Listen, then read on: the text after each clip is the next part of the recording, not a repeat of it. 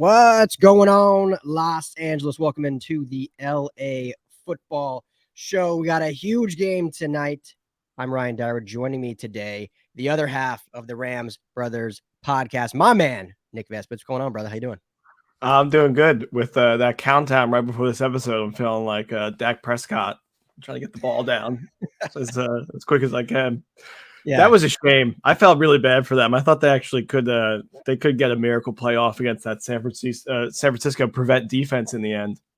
Have you ever seen that? I've never seen that with just a line of guys on the sideline. Like I get the rationale behind it, but I don't think I've ever seen it where there's literally 4 guys on each sideline just lined up.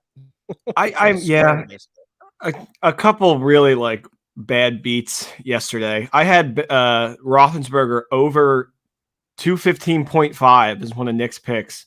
He ends with 215. No, he didn't. Really? Yeah, he did. Can you believe that? It's like in Vegas. I don't know how you come up with that. And like he needed the entire like length of the field on the last drive, and they like were only throwing the ball. And I was like, Chiefs, just let Ben end with a touchdown. It doesn't matter. Yeah. You know what I mean? Well, they ended with them stopping them at the 3-yard line. So if he goes one more yard, you hit. Mm-hmm. It's evil. Oh, that's brutal. Yeah, Vegas knew that Nick's picks went 4-0 last week. So this week they got to go 0-3. Well, was one of those picks on tonight's game? One of them is Stafford under 270.5. So under. Oh, I'm okay with you losing that one. I think all Rams fans are. I see now tonight I have I'm rocking St. Louis Rams colors right now. I got my Steven Jackson jersey ready to wear. I want a defensive blunder of a game just so Stafford is kind of like eliminated. Like stick to Sony, give me some jet sweeps, maybe Mixon Akers if he's ready to go. I just want Stafford just to be another player out there. Like almost like similar to the Rams Cowboys 2018 season. Okay. Heavy dose of CJ Anderson in that one, right? Mm-hmm.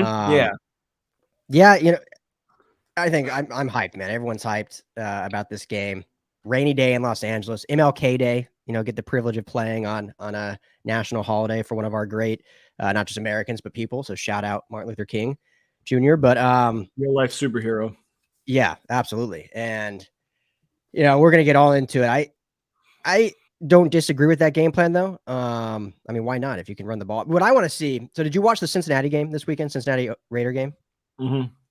So Zach Taylor, obviously from the Sean McVay tree, they did like what Sean McVay used to do. There was jet sweeps with Jamar Chase. We used to remember all those jet sweeps we used to do with Robert Woods. A lot of screen plays, a lot of quick passes. Like, I want to get back to that. Like, not necessarily have to run the football down their throat, which I think would be good too. But just creative run plays.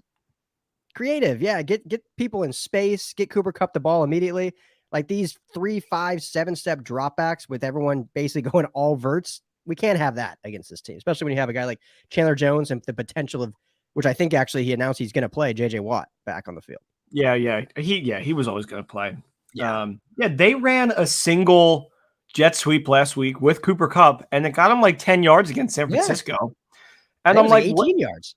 Yeah, I'm like, what do you like? Where is that? Like, mix that in all the time. That was part of one of the reasons why Gurley's game. I mean, obviously he was Todd Gurley.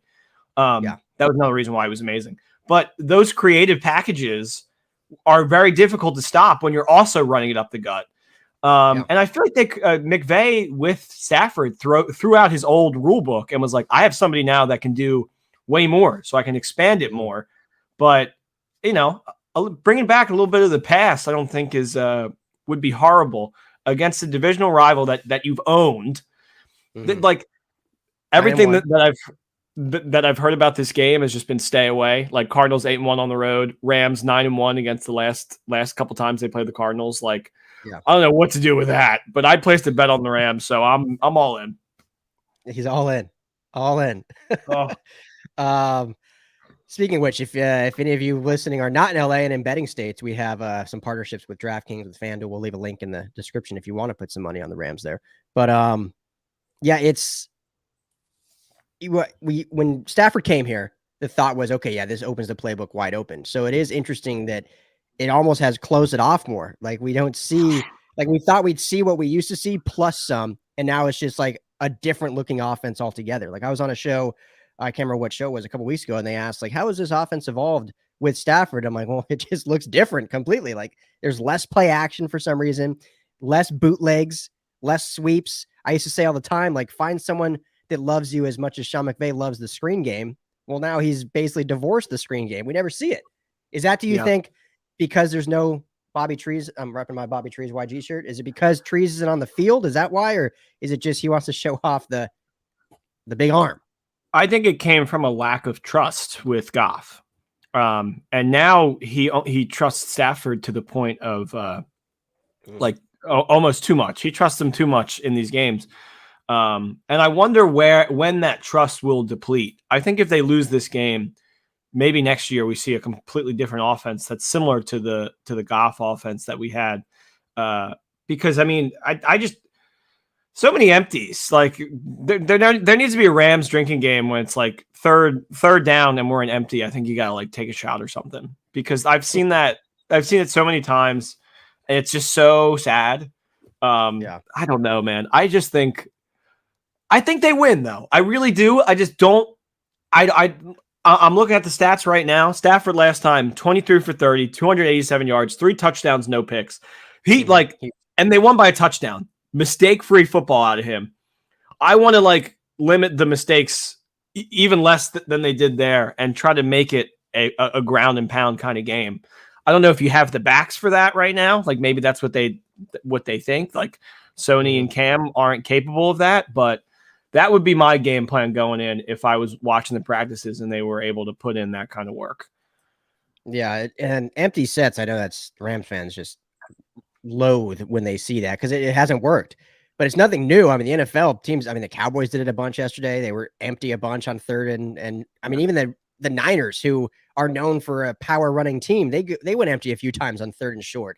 So it's not this novel concept that Sean McVay is doing something different, but you hope he would notice, yeah, it hasn't really worked. So we probably shouldn't go empty anymore. Shotgun on third and short when we have a guy like Sony Michel who can run hard, or we have the option to run these screens or quick little out routes with Cooper Kupp from the slot. So that's the maturation and the adjustments that we need to see. And in this game specifically, I like the matchup too. I think the Rams win. I just think they match up well against this Cardinals team. They kind of got caught off guard that first round, but second round looked like more of what we expected. The big question for me, Nick, and we'll get into this now, is injuries on defense and specifically at safety. And we got to talk about Eric Weddle back. I mean, just seeing how psyched his teammates are that he's back is pretty cool to see. But I mean, that's a huge deal, Jordan Fuller not being there. And Taylor Rapp, I know he's been a mixed bag overall all season, but still a starter and a heavy contributor. So now you go Burgess and Nick Scott, and Weddle will probably get time because of lack of depth. What was your thoughts when you saw that pop up on your phone screen that Weddle's coming out of retirement and joining the squad for the playoffs? Thought for sure it was one of those fake accounts. Like Adam Schefter. I was like, haha. You know what I mean? Like, there's no shot. And then my dad texted me and was like, "Can you believe this?" And I was like, "Oh my god, it's happening." The only that I'll worry about that potentially next week, because what they did without Ramsey and all those players out last time, everybody else kind of stepped up, and a playoff time. What better time to step up? I have 100% faith in this defense. I really like the defensive front. I love the Von Miller addition. He's kind of been better than I expected him to be. And I kind of trust Morris. I think he understands what they are capable of. Maybe sometimes he plays a little too cautious, but he plays well enough to win these games. It's the offense that just scares the crap out of me, because the defense does a good job of stopping momentum. But the best way to get momentum against this Rams team is a pick. And, this Cardinals team is capable of picking off Stafford. They did it twice in the first time they saw him. So, yeah, especially on the back end, Buda Baker, Jalen Thompson, two very good safeties in the league. No DeAndre Hopkins, though. I mean, that's huge for this defense, not having to go up against him. So we're missing guys. They're missing guys. I'm kind of circling that middle linebacker position, because ever since Ernest Jones went down, that's been definitely a struggle with Troy Reeder, and obviously Traven Howard has been in there as well, who I think he's done decent, done well. kind of flies around to the football. But Troy Reader, there's a play last week. I think you guys tweeted it from the Rams Brothers account where like it was a zone run with basically 2 hole options, and Reader just picked the exact wrong one where the running back went. Like just didn't have that cerebral sense of where the running back was coming from, which was what made Ernest Jones such a good draft pick, because that's what he was so good at South Carolina. Not a coverage backer, but he just knew where the football was going to be, and a sure tackler. And so that's the only thing that scares me with a guy like Chase Edmonds. James Conner, I think, is questionable, but he's going to play. So you have 2 very capable backs, and obviously Kyler Murray, which opens things up. So it's going to be really big to watch these backers and what they do and how they're able to slow this run down. Because if this does become a shootout, I know you said you want it to be like a bloodbath defensive game, which it could be, but if it becomes a shootout, I actually like the Rams. I know everyone's scared of Stafford, but I like that if it goes back and forth, because when it comes down to it, I just think the Rams offense has more firepower at the end of the day than what the Cardinals have right now, missing DeAndre Hopkins, having a banged up running back core. Kyler Murray he's also been a mixed bag. So to me, it's about these linebackers and how they can actually hit these zone reads and hit these holes and plug things up. And that's going to be, I think, the difference maker. Yeah. And I'm just looking right now. I don't remember Kyler having 2 interceptions in the last time we played him, but 0 touchdowns, 2 interceptions, 338 yards. Like that. A lot of those yards came in garbage time because Rams were up. The score was 7 points, but the Rams were up 31-10 at some point, I think. Yeah, they were. But still, they had a chance to drive down the field to end that game. Yeah, for sure, which is crazy. And that's the thing about this Cardinals team. Even on the back end of these games, minus like the Detroit game, they're in the games that they lose. So a mistake here and there from the Rams can really turn it around. But I think there's like a gambling rule that I have that I learned from Cowherd, where you can kind of sometimes you just look at the 2 quarterbacks and you go, okay, this team has this guy, this team has this guy. Take everything else out. Mm-hmm. Who do you trust more? And in that situation, I want you to answer honestly. Who do you trust more in this game? Kyler or Stafford? Oh, that's a really good question. It's a fair question. Yeah, I think it's fair. Because Kyler has no playoff wins either. Obviously, he's much younger. He's been in the league. This is he has no appearances yet. Third season. No appearances. But that's a factor. Man. That's hard to, I mean, I don't want to sound homerish, but I think in this scenario, I do trust Stafford more. I know everyone talks about the 0-3, which you'll probably bring up, but he's been there at least. And at some point, like look at Peyton Manning, right? Peyton Manning didn't have a great playoff record. When you compare Tom Brady to Peyton Manning's record was like 500. But I would still trust Peyton Manning. Oh, I'm not saying Matthew Stafford is Peyton Manning, but I would still trust Peyton Manning over an up and coming quarterback who had never been there before, because Peyton Manning had been there. Stafford's been there, taken teams there, hasn't got over the mountain, but now in this scenario, leaning on that veteran experience, and now hopefully for not the first time, but hopefully like what we saw during some winning streaks this year, they lean into it, him and McVay, and really play a sound, clean game. Whereas Cliff and Kyler, they've never been in this situation. And it is a home game also for the Rams. So in this scenario, long answer, I do trust Matthew Stafford more. Let's hear your take. I just think based on ability and take out the weapons that Stafford has, because I think big picture, I can convince myself that this Rams team is more equipped to win and continue to win into the playoffs.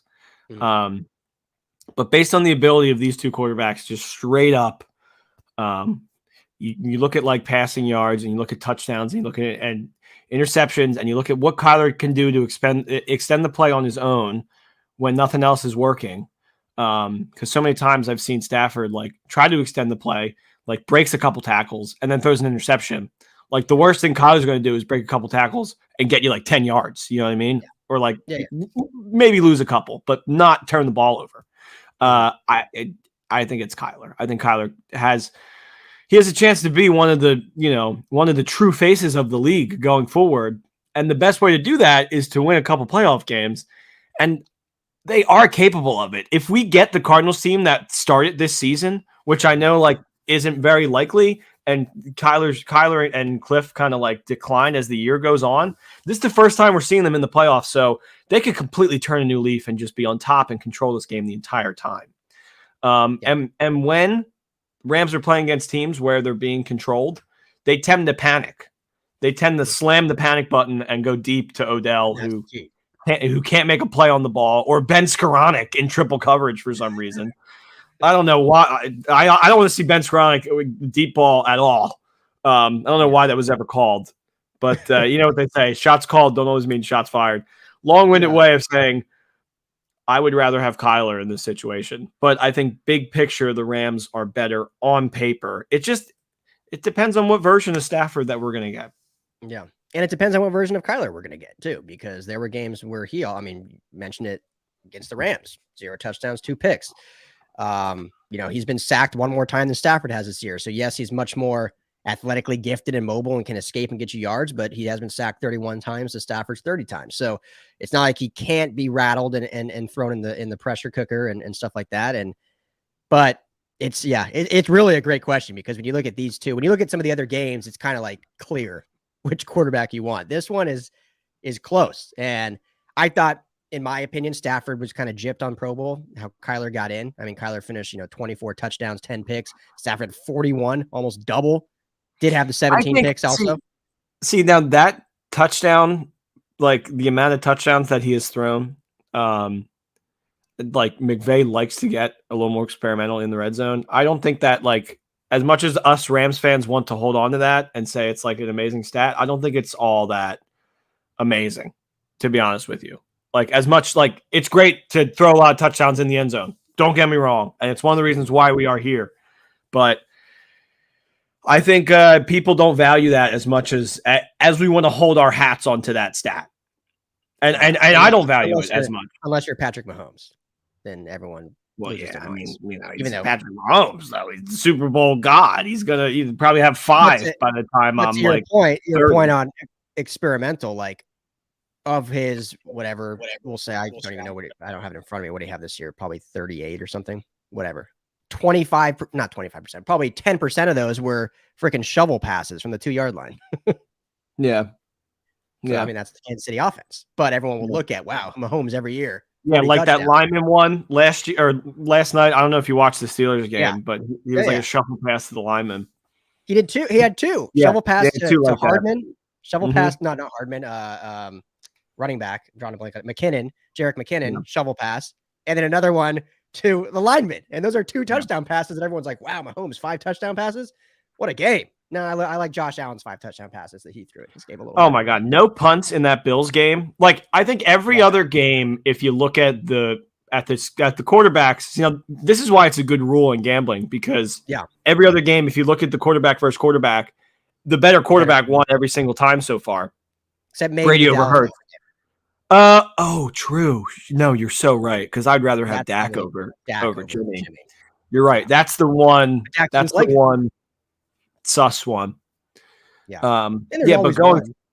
Yeah, you're right. Yeah. There's always one. You always have to throw one out. And it's Dallas. Dallas is always going to Dallas in the playoffs. What they've been saying, it's their year for. I know every fan base says that, but Dallas really has been saying that this is our year, and every year. Well, dude, San Francisco is just a tough out. Like, just no matter what. If I'm Green Bay, I'm pissed that I have to play San Francisco. Straight up. Oh yeah. People forget going into the year they were a Super Bowl favorite. They were supposed to win our division according to Vegas. Yeah, they were supposed to win the division. Basically the Super Bowl favorites were Tampa because they were the defending champs, Green Bay, and then basically the NFC West. The Niners, the Rams, Seahawks are always the Seahawks with Russ, and even the Cardinals because of what they added. Like, that was the Super Bowl favorites of the NFC. So it's funny now that everyone's shocked just because, the Niners only won 9. Were they sneaking at 9-8 or 10-7? I can't even remember. 10-7. They beat us. But yeah, I know, 2-10 against us. Man, how great would that be though? The third menage a trois in the NFC Championship, and we're getting way ahead of ourselves. But I've thought about that. I've been thinking about it. Because would you rather? Let's just think in parallels. We'll get back to this. I'd rather play San Francisco, right? Would you rather play San Francisco at home or Green Bay on the road in the NFC Championship? San Francisco at home. I think so. Because I think the road to the Super Bowl like what a narrative for the media, and two, I remember when it was when the Rams were like in the Super Bowl in 2018. I wanted them to play the Bears, and I wanted them to play the Saints, because those were the two teams that kind of had our number that year and beat us, and the Eagles, but they weren't really, they weren't really the three losses only of that entire year. I remember being like, give me the Bears, give me the Saints, because we're better than them. And those games, like, we learned a bunch from those games. And I think the Rams, they beat the Bucs. I think that they can beat them again. They're really beaten up right now. Oh yeah, I love that matchup right there. Oh my God. And then if you get a home NFC Championship game as the 4 seed and you blow it and you lose to the Niners 4 times in a row, like, or what is it? 3 times. 7 times in a row? 4 too, but yeah. We are getting so ahead of ourselves, and like even to be in the NFC Championship would be amazing. But I would want the Niners. I would be like, give them to me. Yeah. Oh my God, I have so many friends that are Niners fans. That would be. So I mean, and that's the thing. We've talked. I hate even getting into. I don't even want to bring this up, but quickly, since you mentioned it, like the whole crowd situation in LA.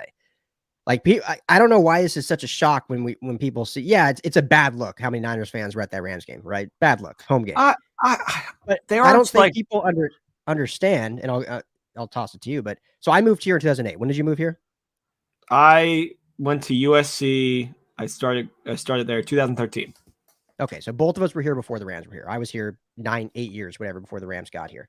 And 2015, because I was here for a semester, and then the Rams were like, "We're coming to LA, and we're playing in the Coliseum." I was like, "That's like my backyard." Yeah, that was. Oh, you were stoked. You were stoked. So, but anyway, when I was here, 08 to 16 before the Rams, and I'm not trying to formulate any narratives or throw shit. I'm just saying what I saw. I went to Long Beach State. I went up to USC a lot. Went to UCLA. Like I was all over LA.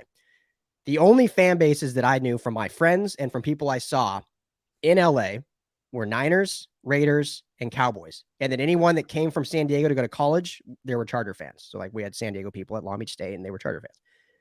You did not see many Rams fans after they moved. Just zero when they moved. So in LA at the time, from 08 until the Rams came back, the home teams were the Niners, the Cowboys, and the Raiders. That's just what it was. Yeah. And so now the Rams have been back for whatever. This is their 6th year or whatever. And they've built a huge fan base. They have like the old school people that were fans back when they were here in the 80s and 90s, 60s, 70s. The melon heads.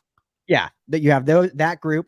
And then now you have the new generation of young people that are like, okay, cool. We have an LA team. We're launched onto the Rams. So it's taking time to build. But those Niner fans that were here for 20 years don't just like become division rival fans of the Rams. Like they're here. So everyone's like, wow, look at how they travel. It's like, no, those people all live here. They live in Inglewood and Redondo Beach and Long Beach. Like there's a crap ton of Niner fans live here. It's just the way it is. So I hate that this is like a shocking development. Like, oh man, struggling out. I mean, I literally went on a walk yesterday with my daughter. And as I'm walking down the street, I saw a guy with a Niners jersey. I saw a guy with a Cowboys jersey. I saw a guy with the Steelers jersey. Like, that's just what it is here. Yeah, and the Rams are growing and doing it right. It's just going to take time. It's only been 6 years. Yeah, I mean, it will always be a transplant spot. Like, I'm from Jersey. My 2 roommates are from Jersey.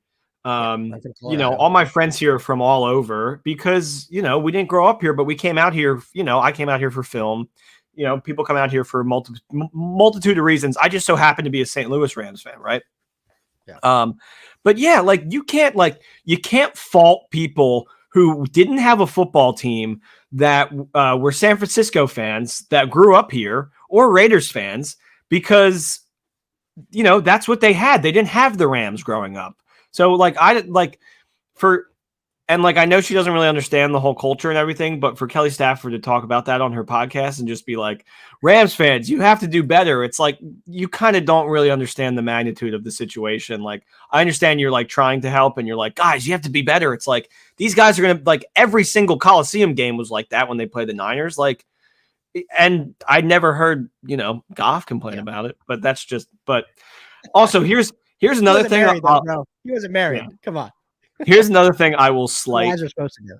I will slight Niners fans. I'm at work Saturday, and we have a TV on like not on set, but like a little offset. Mm. And like in between filming, you can like kind of step off and watch the game. So I'm watching the games, and a bunch of Niners guys around me. And they're all standing there, and most of them, if not all of them, are rooting for the Raiders. And I'm like, what are you doing? All of you have Niners gear on. They're like, yeah, but the Raiders, you know what I mean? Like, I always like to see them win. And I was like, so I'm like, your loyalty is not 100% on these Niners. It's the same thing in New York. It's like, oh, how about them Knicks? How about them Nets? Or like, how about them Mets? How about them Yankees? Yeah. Yankees? Yeah, it's like people, fair weather, whatever you want to call it, they are a lot more comfortable switching their loyalties to who's good in the moment. Yeah. So, Rams fans, I think, are a little better than that. They're not here to be like, oh, yeah, well, I hope Niners win because, California's California. That's not, No, that's just not how it is. Yeah. No, thank God it isn't either. I was so happy. Last thing about that, when I was in college, and like I said, all my friends were pretty much Niner fans. The biggest thing, so I got there in 08. Niners were terrible back then in 08. This was, who was their coach at that time? It was like the beginning of the Alex Smith was drafted in 05, I think. And if you remember, they were like bad for quite a few years. Yeah. And then they finally got Harbaugh and they get Kaepernick. So 08, everyone's like, yeah, I'm a Niner fan, but I don't really care. Like when I watched football, I would watch, like, they would like come in and out, but they weren't like in tune to the game or whatever. All of a sudden, 2011, 2012 comes, Niners are good. They go to the Super Bowl, and it's like they've been diehard their whole lives waiting for this moment. I'm like, get the F out of here. You could care less 2 years ago. You didn't suffer and try to illegally watch St. Louis Rams games. Get the hell out of here. You know what I mean? Like I'm living in New Jersey on my laptop, clicking away ads every 5 seconds so the screen shows up so I can see Jeff Fisher run 3 trick plays to somehow beat the Seahawks. Yeah. And the last thing about the tickets, and then we'll get previews for this games and we'll wrap up. Are you going? I was really close to going, but I just COVID restrictions and trying to be safe and family coming here soon. Like, no offense to everybody else. I really hope other people go. I just couldn't. I couldn't justify it. Yeah, for me, I'm still debating if I can get a sitter last minute, but I'm not bringing Mia, my 1.5-year-old there. My wife works, so it's either you gotta get those giant headphones. So I'm not even worried about the noise with her. She's like freaking crazy. She won't sit still. So I'm just in the concourse all game chasing after her. And I'm like, well, that's not enjoyable. I don't really watch the game. So don't get standing room.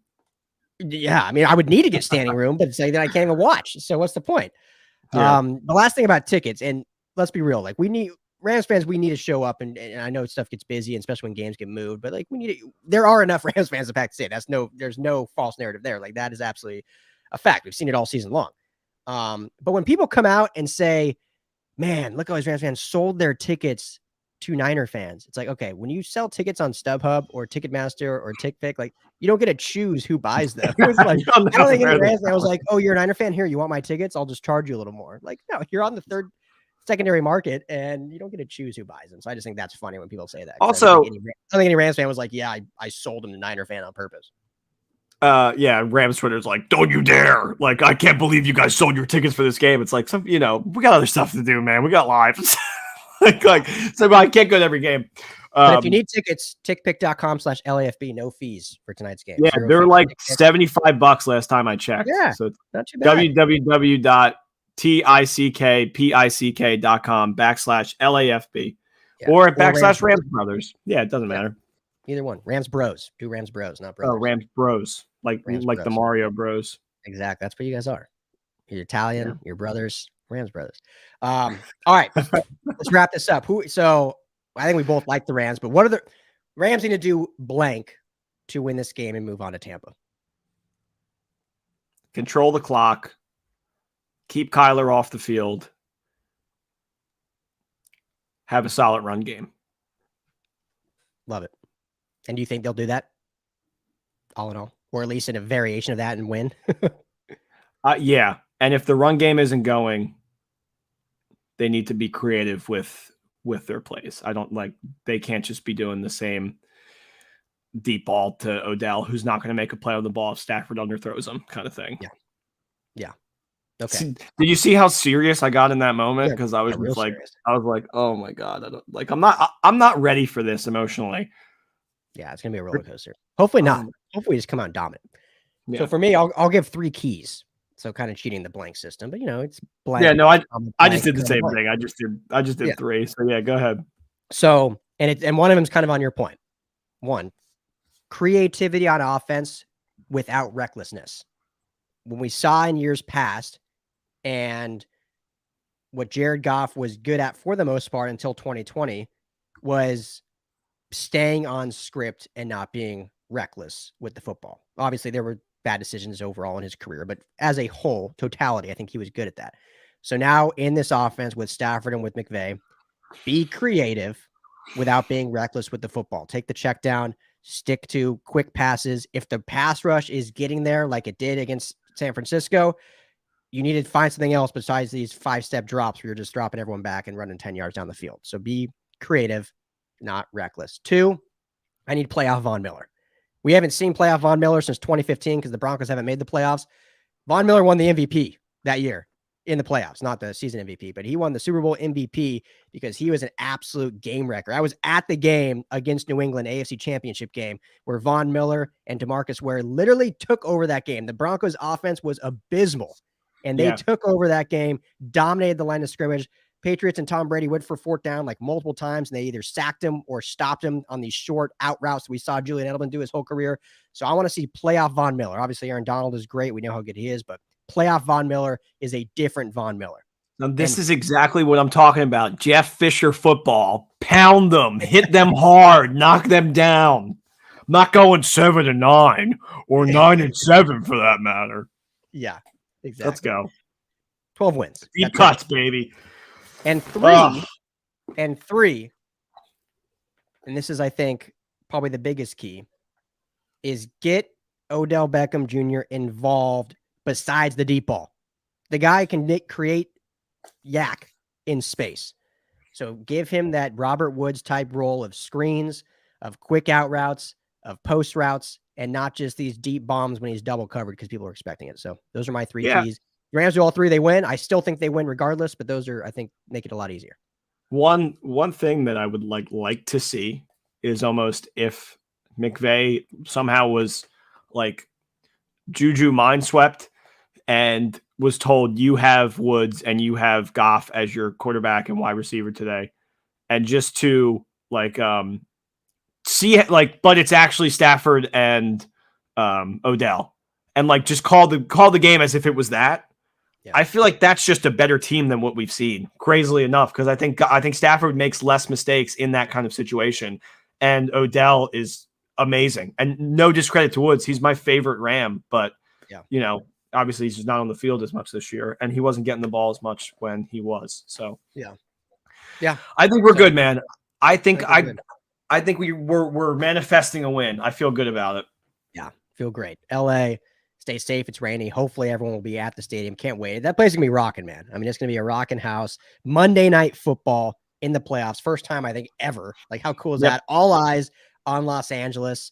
Round 3, menage a trois against the Cardinals. We both like the Rams in this one. Moving on to Tampa, baby.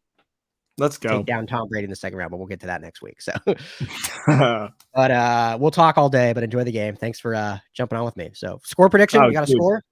Yeah. I'll give you a score. I like I like the over, so I'm going to go 37-20 Rams. So like the first score they lost by. I like that. Hold on. Yeah, 37-20. Even though this entire podcast, I was like, I want a ground and pound defensive game. Almost hitting 40. Yeah, whatever. I'll go 31-13. And that seems like a blowout, but I feel really good about this Rams team right now. I think last thing I'll say, I think that loss against the Niners came at a perfect time. As horrible. I was about to say. As horrible. And I love that point. But it came at the perfect time because you're on a win streak. And if you get to the playoffs on a win streak, that means you're going on a 9-game win streak to win the Super Bowl, which I know everyone says we're 1-0. We go 1-0. But that it is hard to do, win 9 games straight. So you knock that off. Now you start over. B, I think it showed them their deficiencies and what they really, truly lack, which you should know at that point anyway. but it tells you going to the playoffs, here's what we effed up and here's what we got to improve. And now we can go and exploit that and display that. So I think the loss came at the perfect time for this playoff run. When I did my podcast, I said the exact opposite. I was like, oh no, you got a chance to knock them out of the, destroy the narrative, all this stuff. But then I listened to your podcast this morning driving in, and I was like, oh, that's actually a really good point. Like, get knocked in the teeth so you can stand up and just freaking pack a wallop, as Captain America would say. But yeah, let's go, baby. Horns up. Rams house, whose house? Where's my other finger? Oh. What are you doing? Hang loose or something? No, there was a rubber band. Oh, rubber band. Okay. Interesting. Let's go, guys. All right, man. Enjoy the game. Thanks, everyone, for jumping on here, tuning in with us. But it should be a great game. We'll talk all evening. Find us on Twitter at Ryan Dyrud, at Ryan Dyrud, LAFB, at Nick Vez. We can chat all game and we'll see how positive Nick is throughout all 4 quarters. I think drinking plenty of Who's House beer too. Maybe we'll get you to shotgun one during the game if things are going good or bad. We'll see. Well, I'm doing dry January, so I can't. Okay. Fair enough. Super Bowl. You'll be drinking Super Bowl. Shotgun as many touchdowns as there are. Love it. All right. I'm holding you to that. This is on record. So, all right, brother. Thanks, man. Enjoy the game.